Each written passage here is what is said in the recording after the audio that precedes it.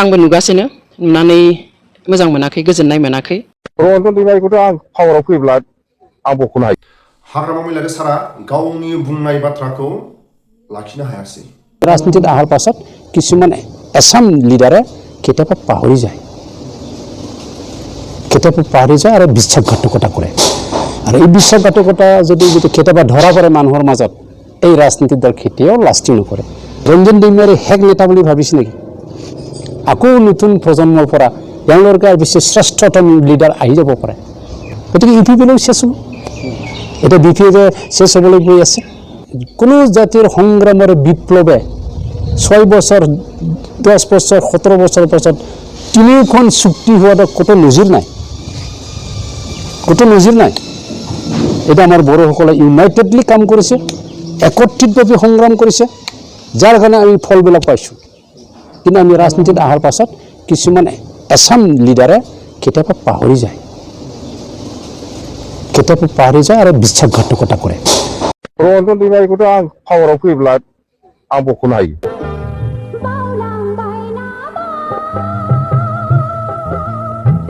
नाब्ला सारा जोबथेसालियाव माबोरै दं माबोरै गैया खेबसेबो गाव खुंथायाव फैनाय लोगो लोगो बावनानै थाबाय অসমীয়াৰ কাৰণে দুখৰ কথা অন্তত বদৰুদ্দিন আজমলৰ ভৰিত ধৰিব নালাগিছিল বদৰুদ্দিন আজমলৰ ভৰিত ধৰাৰ বাবে ইমান আপত্তি এই দৃশ্যটো ভাইৰেল হ'ল ছ'চিয়েল মিডিয়াত সকলোৱে গালি পাৰিবলৈ আৰম্ভ কৰিলে বদৰুদ্দিন আজমলক কোনোবাইতো এনেকৈ ক'বলৈ আৰম্ভ কৰিলে আয়ো 500 টকা দিবৰ বাবে ভৰি চলাইছনে অসমীয়া মানুহৰ গোটেই নাক কাণ কাটি শেষ কৰি দিলে আজমল নোহোৱাৰ কি যুক্তি আছে কৈ থাকে অসমীয়াত কি বুজাই ক'ব নেকি বহুতে বুজি নাপায় জামা মানে একো নাজানে ইউটিউনেল আহিল ইউবিএনএলত আহিল পিডিএফ আহিল পিচিডিআৰ আহিল বড়ো জাতিৰ কিমান বাগৰি গ'ল ৰাজনীতি দল কিয় বাগৰি গ'ল প্ৰথম চিফ মিনিষ্টাৰটো হৈছে যোগেন হাজৰিকা 3 মাহ 3 মহীয়া চিফ মিনিষ্টাৰ আছিল সেই দাড়ি টুপি বাংলাদেশীৰ তলত আমাৰ অসমীয়া মহিলাই ভৰিত ধৰিব তাক আমি মানি ল'ব নোৱাৰো আৰু মানি নলম কোনো কাৰণত মানি নলম অসমতো প্ৰথম চিফ মিনিষ্টাৰ কোন আছিল ভাৰত স্বাধীনৰ আগত ছাৰ ছাদুল্লাহ ছেকেণ্ড যে আনোৱাৰ টাইমৰ বাইদেউ অসমীয়াৰ কাৰণে দুখৰ কথা অন্তত বদৰুদ্দিন আজমলৰ ভৰিত ধৰিব নালাগিছিল সেই মহিলাগৰাকীয়ে আমাৰে মহিলা অনুৰোধ কৰিছোঁ আৰু এনেকুৱা কাম নকৰিব অসমতো প্ৰথম চিফ মিনিষ্টাৰ কোন আছিল ভাৰত স্বাধীনৰ আগত ছাৰ ছাদুল্লাহ ছেকেণ্ড যে আনোৱাৰ টাইমৰ বাইদেউ আজমল নোহোৱাৰ কি যুক্তি আছে ট্ৰাইবেলবিলাকৰ মাজত সৰ্বানন্দ সোণোৱাল দ্বিতীয় চিফ মিনিষ্টাৰ প্ৰথম চিফ মিনিষ্টাৰটো হৈছে যোগেন হাজৰিকা 3 মাহ 3 মহীয়া চিফ মিনিষ্টাৰ আছিল টাইমৰ বাইদেউ কেশৱ গগৈ বৰ্তমান প্ৰাক্তন মহামান্য চিফ জাষ্টিছ সুপ্ৰিম কোৰ্টৰ ৰঞ্জন গগৈৰ দেউতাক কেশৱ গগৈ তেখেতেও চিফ মিনিষ্টাৰ তেখেতে মই পাইছোঁ 5 বছৰ এছেম্বলিত सिगुननि सौआव मोसौ बोराया थैयानो दालाजि नाब्ला सारखौ गाव खुंथायाव फैनाय लोगो लोगो उदां खालायगोन लासै लासै जागोन जेराव थांनानै लोगो हमै हाग्रामा महिलारि सार नाब्ला सारखौ जोबथेसालियाव थांनानै लोगो हमोबा उदां खालायनायनि लामाखौ मोनगोन मा जेंना जानानै दं बोसोराव खेबसे गावनि नबथियाव फैनो थाखाय गावनि न'खराव फैनो थाखाय सुबिदा दं बे खामानिखौ मावना हो नाब्ला सारा जोबथेसालियाव माबोरै दं माबोरै गैया खेबसेबो गाव खुंथायाव फैनाय लोगो लोगो बावनानै थाबाय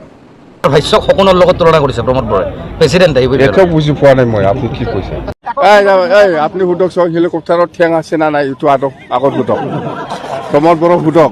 অসমীয়াত কি বুজাই ক'ব নেকি বহুতে বুজি নাপায় জামা মানে একো নাজানে रन्जन दैमारिखौथ' आं पावाराव फैब्ला आं बख'नो हायो गावनि खुगाजों बुंनाय बाथ्राखौ हाग्रामा महिलारि सारा लाखिनो हायासै गाव पावाराव फैनाय लोगो लोगो फेरेंगा आरो प्रमोद बर'आ थाखा लानानै साख्रियाव सोदों ना फेरेंगाया थाखा लानानै साख्रियाव सोदों बेखौ थाबैनो इनकाउरि खालायनानै प्रमोद बर' आरो फेरेंगा थाबैनो जोबथेसालियाव दैथायहरगोन होननाय बाथ्राया बबेयाव थांखो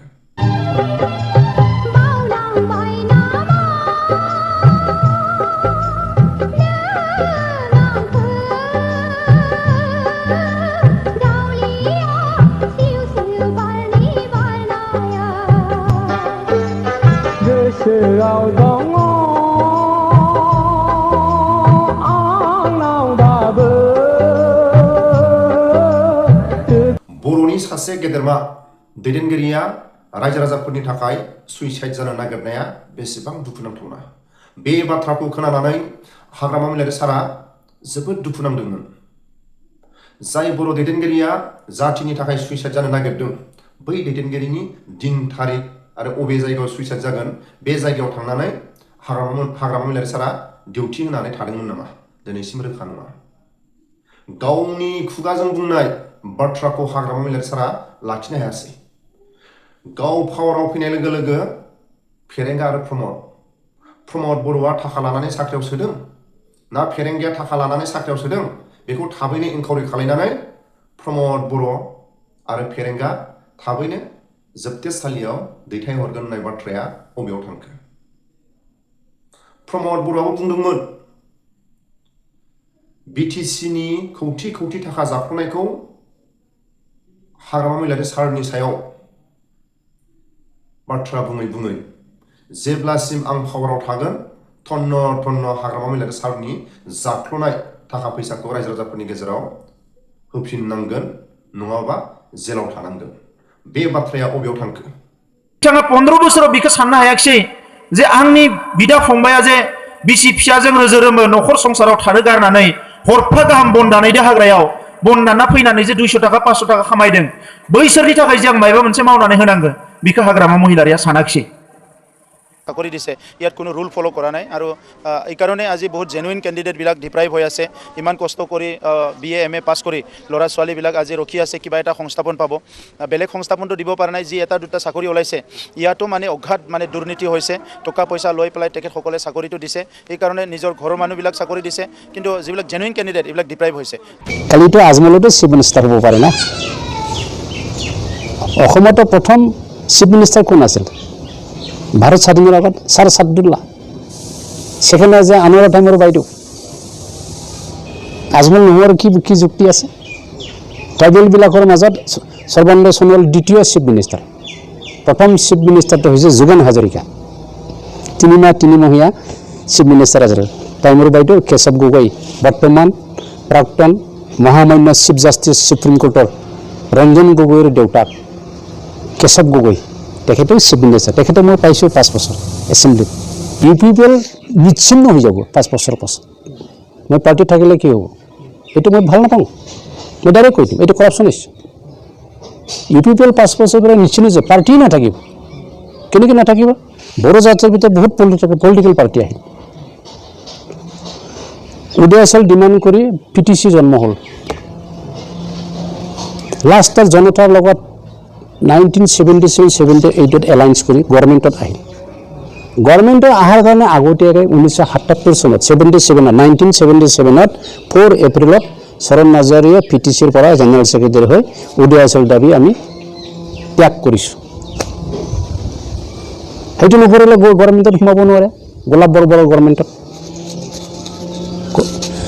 তাৰ পাছৰ পৰা বড়ো জাতি PTCৰ প্ৰতি মোহ ভংগ হৈ গ'ল। মোহ ভংগ হ'ল, সমৰ্থন নহ'ল।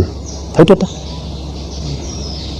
তাৰ পাছত কি আহিল? প্ৰগ্ৰেছিভ PTC জন্ম হ'ল, ইয়ং PTC জন্ম হ'ল, সিহঁতৰ বিভাজন হ'ল। যেনেকৈ আমাৰ এতিয়া মাজতে NDB 4 ভাগ হৈছে। UTNL Ahil, UBNLF Ahil, PDF Ahil, PCDR Ahil. বড়ো জাতিৰ পৰা কিমান বাগৰি গ'ল ৰাজনীতি দল। কিয় বাগৰি গ'ল? ৰাজনীতি আশা আকাংক্ষা পূৰণ কৰিম বুলি আদৰ্শগতভাৱে প্ৰতিশ্ৰুতি দিয়াটো যদি কেতিয়াবা ভংগ হয়, বিত্ৰে কৰে জাতিটোক বা জনসাধাৰণ যদি বিত্ৰে কৰে, এবাৰ বিত্ৰে কৰে এইটো এবাৰ যদি পিছলি যায় আৰু এই ৰাজনীতি দল কেতিয়াও উত্থানত আহিব নোৱাৰে। মাইনৰিটিৰ মাজত এটা সময়ত UNF জন্ম হৈছিল। UNF গোলাম উছমানীৰ তেখেতে বিৰাট ফেৰত কিন্তু বেৰিষ্টাৰ তেখেতৰ নেতৃত্বত UNF জন্ম হৈছিল। Minority front United minority UNF 17জন অসম বিধানসভাৰ MLA আহিছিল। নেক্সটত নাহিলেই শেষ। আজি UNF শেষ। গতিকে UPPLও শেষ হ'ব। এতিয়া BPF শেষ হ'বলৈ গৈ আছে। গণতন্ত্ৰত নতুন পাৰ্টি আহিব, পুৰণা পাৰ্টি ডুবি যাব। এইটো এটা গণতন্ত্ৰৰ এটা গতানুগতিক এটা প্ৰক্ৰিয়া। গতিকে সেইটো আমি হ'বলৈ নিদিম। আমি ভালদৰে কাম কৰিবলৈ কমচে কম 15-20 বছৰৰ কাৰণে BTRটো ভালদৰে সম্পন্ন কৰিবৰ কাৰণে সেইটো কৰাপশ্যন ফ্ৰী গভৰ্ণমেণ্টটো দিবই লাগিব। এতিয়া ইউনিভাৰ্চিটি এখন গঠন কৰিব লাগিলে কমচে কম 10 বছৰ লাগিব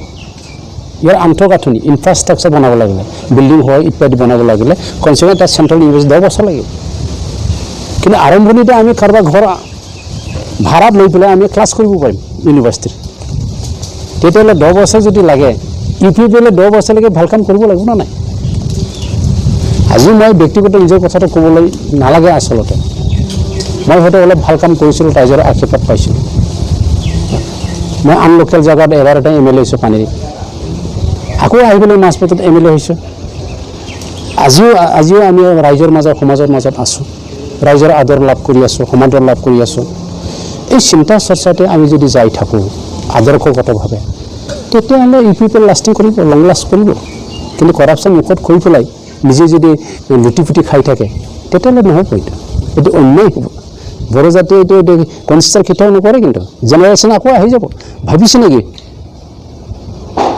প্ৰমোদ বড়ো গোবিন্দ বসুমতাৰী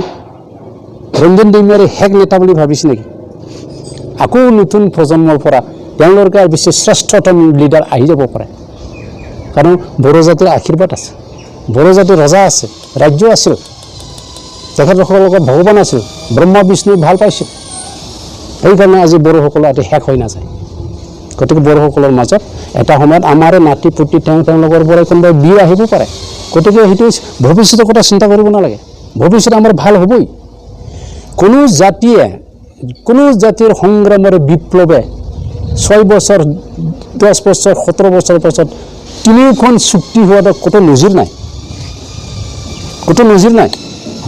এটা আমাৰ বড়োসকলে ইউনাইটেডলি কাম কৰিছে একত্ৰিতভাৱে সংগ্ৰাম কৰিছে যাৰ কাৰণে আমি ফলবিলাক পাইছোঁ কিন্তু আমি ৰাজনীতিত অহাৰ পাছত কিছুমান এছাম লিডাৰে কেতিয়াবা পাহৰি যায় আৰু বিশ্বাসঘাতকতা কৰে আৰু এই বিশ্বাসঘাতকতা যদি কেতিয়াবা ধৰা পৰে মানুহৰ মাজত এই ৰাজনীতিৰ দল কেতিয়াও লাষ্টিং নকৰে আজি AGPৰ কি হ'ল AGPটো এতিয়া 14জন মানুহে MLA আছে উপায় নাপায় BJPৰ লগত এলায়েন্স কৰি সিহঁতে গভৰ্ণমেণ্টত আছে উপায় নাই অক্সিজেন লৈ থাকিব লগা হৈছে BJPৰ অক্সিজেন ল'ব লগা হৈছে গতিকে এটা BPFৰ সেই বিদায় ৰজনী 15 বছৰ দিয়াৰ পাছত আৰু 20 বছৰ কিয় দিব লাগে ৰাইজ সচেতন এজন মানুহক 2টা টাৰ্মছ লাগে MLA বনাব পাৰে MP বনাব পাৰে তৃতীয়বাৰলৈকে দিব নালাগে তেতিয়া আমাৰ ৰাইজৰ লোকচান হয় পৰিৱৰ্তন আনি থাকিলে ৰাইজৰ কাম হয় এই নতুন প্ৰতিজনে কাম কৰিবলৈ উদ্যম পায় মই ভাল কাম নকৰিলে মোকো এইবাৰ গিৰাই দিব ৰাইজে মোক বিদায় দিব গতিকে UPPL এইটো ভয়ত কাম কৰিবলৈ বাধ্য হ'ব আমি BPF ইমান ক'লোঁ আমি যদি সেইটোৱেই কৰোঁ এতিয়া UPPL কোনে গ্ৰহণ কৰিব গতিকে UPPLৰ ওপৰত আস্থা আছে ৰাইজে এতিয়া আহিছে দলে বলে তেখেতসকলক এই নিৰ্বাচনত জয়যুক্ত কৰাই পেলাই শাসনত আনিব আৰু BTRটো সম্পূৰ্ণ ৰূপায়ণ কৰাৰ কাৰণে সহায় কৰিম বুলি ৰাইজে এতিয়া সংকল্পবদ্ধ তাতে BPF ইয়াৰ মানে জিলাচি কৰাৰ কোনো যুক্তি নাই BPF সমৰ্থন দিব অপজিশ্যনৰ বেঞ্চত বহি হয়তো আমাৰ ক'ব লগা নাই এতিয়া অঞ্জলি ডেমাৰীৰ নিচিনা এজন মেচিউৰ মহিলাগৰাকী আহি গ'ল হয়তো কালি আমাৰ UPPৰ লগত আহিব পাৰে BPFৰ আদৰ্শ যদি ভাল নাপায় এটা আৰ্টিফিচিয়েল জইনিং বুলি মই ধৰি লৈছোঁ হয়তো কালি আহি যাব পাৰে UPPলৈ গতিকে সেইটোৱে আশাবাদী আৰু তেখেতে আমি আহাটো ভাল কৰোঁ ভাবোঁ UPPত আহিলে তেখেতৰ লাভজনক বেছি হ'ব কিন্তু BPFত লাভ নাই BPFত গ'লে মেইন ষ্ট্ৰীম বড়ো জাতিৰ এগেইনষ্টতহে তেওঁ কেম্পেইন কৰা হ'ব বৰ্তমান BTR এগেইনষ্টত যোৱা মানে কি বড়ো জাতিৰ এগেইনষ্টত যোৱা সেইটো মনত ৰাখিব কিন্তু তেখেতে পাৱাৰ আনিবলৈ চেষ্টা কৰিব পাৰে কিন্তু পাৱাৰত আহিলে আমাৰ BTR একো নহ'ব হাগ্ৰামা মহিলা ডাঙৰে BTR মানে চুক্তিটো মূল্যৱান বুলি কৈছে আৰু তেখেতে গ'লে পাৱাৰত আহিলে সঁচা হৈছে কি BTR মূল্যহীন হ'ব BTR সিহঁতে ইমপ্লিমেণ্ট কেতিয়াও নকৰে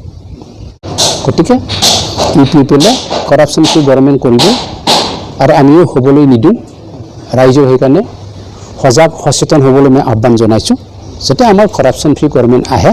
আৰু ৰাইজে সহযোগ কৰিব লাগিব आंबो नुगासिनो नुनानै मोजां मोनाखै गोजोननाय मोनाखै दुखुबो मोनदों नाथाय बे बेलायावहाय आङो बाथ्रा बुंगोन होननानै सानदोंमोन मोनसे समाव रायजोफ्रा बुजिलांगोन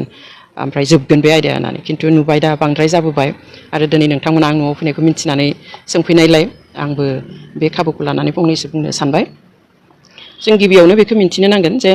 बे सेन्सासआ जोंनि भारत हादराव जानो गोनां जा सेन्सास बे सेन्सासआ धोरोमनि सायाव जाया आं सानो जे दा जिखिनि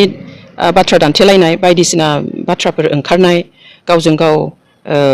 सोंखारिलायनाय धोरोमखौ लानानै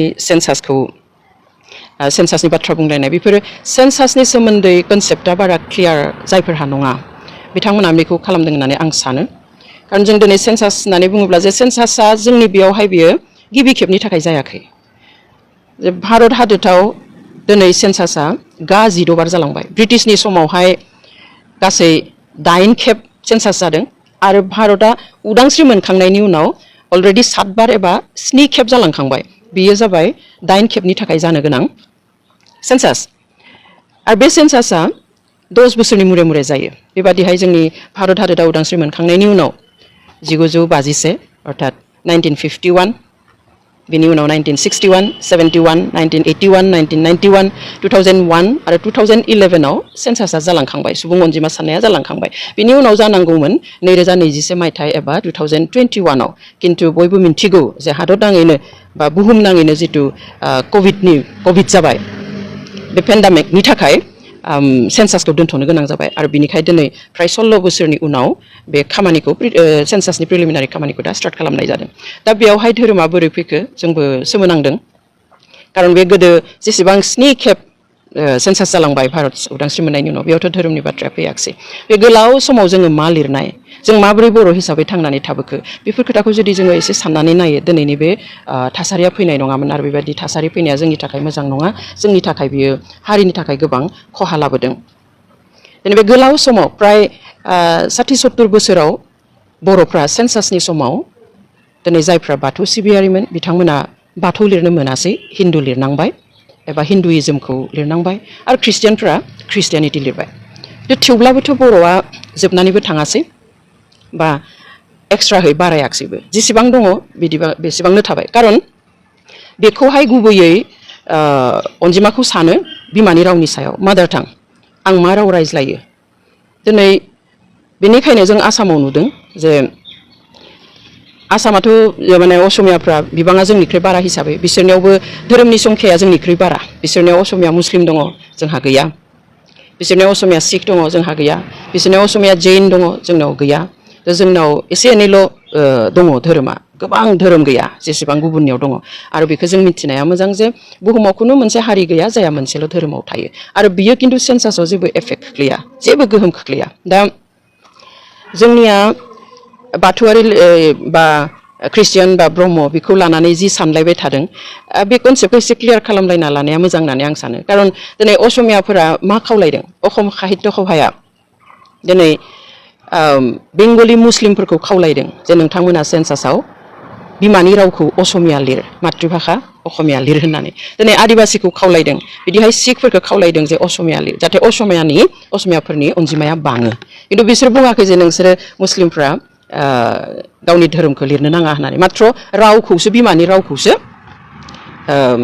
असमिया लिर एबा मातृभाषा कलमावहाय असमिया लिर होननानै बुंदों दा जोंनियाबो बेखौसो खावलायनांगौ जोंनि दिनै थुनलाइ आफाद होन जाय होन जों बेफोरखौसो खावलायनांगौ जोंनि गोबांफ्रा दिनै टाउन सोहोराव बहाबा दिल्लीयाव थायोब्ला मुम्बाइआव थायोब्ला फिसाफ्रा दिनै हिन्दी रायलायो सोरबा गुवाहाटीयाव तेजपुराव थायोब्ला असमिया रायलायो बिसोर जाहाथे बर' राव रोङाब्लाबो सेन्सासनि समाव जाहाथे बिमानि रावाव बर' रावखौ लिरो जों बेखौसो खावलायनो नांगौ दिनै सनितपुराव थानाय गोबां खना खनलानि सुबुंफ्रा बर' रोङा दिनै आपार आसामथिं थानाय गोबां डिस्ट्रिक्टआव जोंनि बर'फ्रा गोसारनानै दं गोबाङा दिनै बर' राव रायलायनो रोङा खिन्थु बर'थार बिथांमोनखौसो जोङो खावलायनो नांगौ जे रोङाब्लाबो रायज्लायाबाबो जाहाथे बिमानि राव कलमाव बयबो बर' रावखौ लिरो बेजोंसो जोंनि संख्या एबा अनजिमाया बारायगोन धोरोमजों बाराया बेवहाय आं बयखौबो खावलायनो लुबैयो जाहाथे बे गोरोन्थि साननाया जोंनियाव थाया दिनै बेबादि जानायमोनब्ला जों खाथिनि जोंनि नसुंसेनि रायजोफोरनि खोथाखौनो बुंनो हायो दिनै खासिया जयन्तिया गार'फ्रा ख्रिस्टान धोरोम लिरो सेन्सासआव दिनै मिज'फ्रा ख्रिस्टान धोरोम लिरो दिनै नागाफ्रा ख्रिस्टान धोरोम लिरो थेवब्लाबो बिथांमोननि हारियाथ' गोमानानै थाङाखै बिथांमोननि अनजिमाया खमायनानै थाङाखै नाथाय बुंनो थाङोब्ला बिथांमोना बेबायदियैनो आलादा रायजोसो मोनलायलांबाय खिन्थु जोंहा दिनै गावनि गेजेरावनो जोङो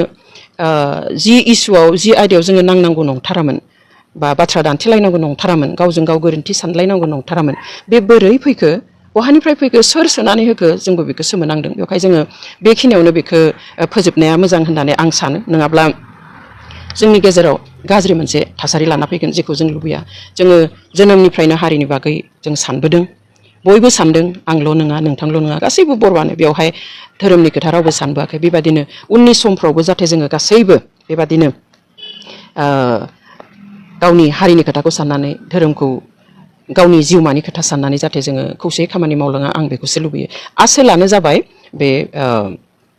बिमानि राव दा जोंहा दायो सेल्फ एनुमारेसन जाबाय थादों बेयावथ' जोङो बेयाव धोरोमनि खलम गैया